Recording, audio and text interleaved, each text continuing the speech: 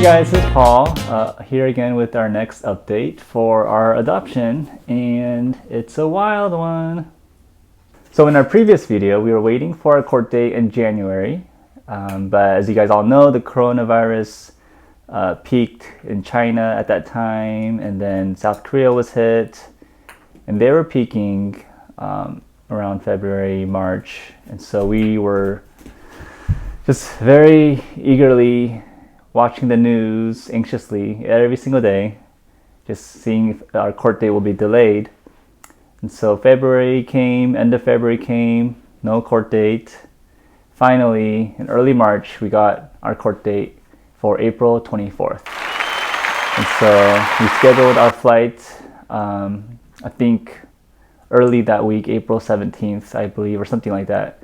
So we scheduled our flight for that week of our court date to first see our son, Elisha, and do some other things and meet with our social worker. After booking our first flight in early March, we frantically were looking at the news every day, just seeing things closed left and right, travel bans, travel levels rising to level 1, 2, 3, 4, and we didn't really know what to do at that point. So we figured we had to get to Korea earlier than our scheduled flight arrival. So 2 weeks later, we booked a new flight to arrive April 3rd. We canceled our flights, we canceled our hotel, including the flight that we booked for Susanna's parents to fly here to watch Christian. So at that time, it was actually a good thing that we booked our flights and changed it to early April, because in between this time, Korea mandated a 14-day quarantine in their government facilities for all inbound travelers. The Asian has 2 flights. The starting March already, but they canceled it because of this situation. Mm-hmm. So right now they choose only the morning flight. They might have a night flight, then there is another part. It's up to this. If it's virus done, it will be okay, easier, and then even the fare will be easier. However, 1 week later, after booking our new flight to early April, the worst case scenario happened for us, and Korea changed the court date again to June 5th.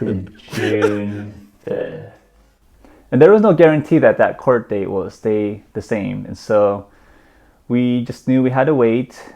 And as the news was changing every day with situations around the world with the coronavirus, just literally every day something was new. We were getting information about the quarantine facilities in Korea, about some families being separated, even children. And so we were trying to call the embassy, the Korean consulate here in DC, and finally KCDC in Korea. And we got information that we would be separated, especially if we did have the coronavirus. And it was a risk because it was case by case, and depending also if there's rooms available. And the quarantine facilities were requiring $1,400 per person.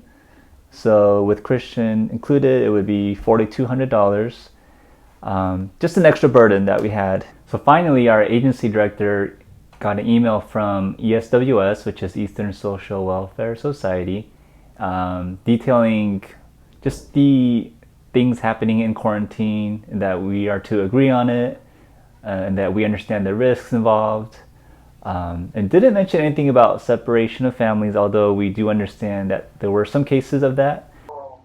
Like, I've heard some stories where families are allowed to stay together and others where they're not. Yeah, we were actually told that too. We actually found that out. I think like a week and a half ago. Right. So there are all kinds of things that are just like, oh my gosh. Like, are you sure you want to do this? Because and I don't know if they charge for your son who's really young. Yeah. But there's so many unknowns with this that I just want to make sure you're kind of aware of all that. And so we decided to take the risk and just book the next tickets, the final tickets, hopefully. Hopefully third time's a charm. And we booked the flights for May 14th. Once we get that information, we just have to send you a copy of his passport. Okay.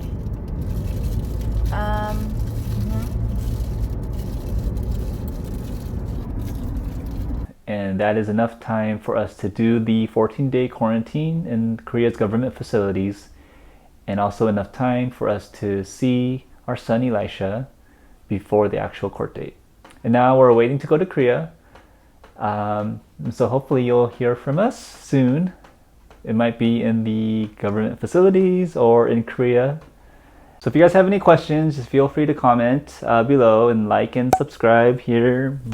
It's good for the algorithm. And thanks for watching and your support and just your prayers always. And we always appreciate them. And continue following us on our journey. All right, thank you guys. Bye.